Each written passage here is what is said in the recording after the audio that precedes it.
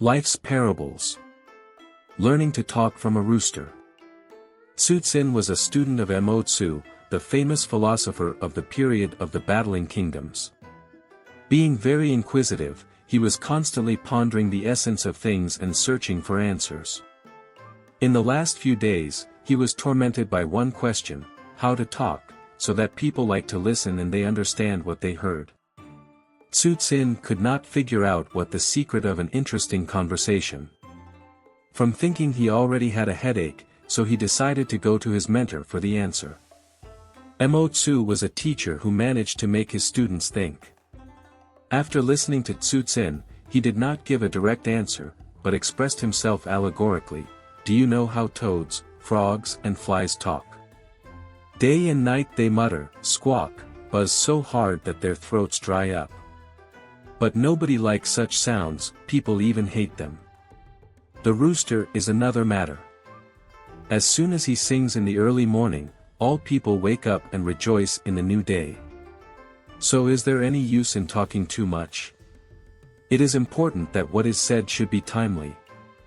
Words will only be useful if they are spoken at the right time. If a person talks non-stop, he tires not only himself but also his interlocutor, and as a result suffers through his own fault. We live in an information society in which people should pay more attention to efficiency. Therefore, the value of conversations now lies not in their duration, but in the timeliness and brevity of what is said. This is interesting. In communication, it is not the length of a person's speech that matters, but the timeliness of his words and the strength of his arguments. This is confirmed by the following story. After the end of the Civil War in the United States, a simple soldier and a general made a speech during the election campaign for Parliament.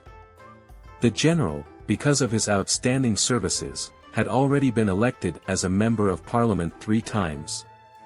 In his campaign speech he stated, "Dear countrymen, I remember as if it were yesterday, as 17 years ago, when I commanded an army and fought a fierce battle with the enemy. After the bloody battle, I slept the whole evening in a mountain grove. If you have not forgotten about that difficult battle, then during the election, do not forget about the man who endured many hardships and repeatedly won for the sake of you to live peacefully." The brilliant speech gave voters confidence in the general. The electoral scales tipped in his favor. When it was the soldier's turn to speak, he calmly said, "Compatriots, the general made a fine speech. He really distinguished himself in that battle.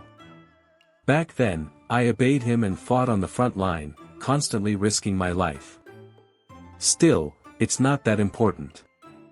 But when the general slept in the grove, I stood in the wasteland with my weapon in my hands and, swallowing the cold air, guarded his sleep.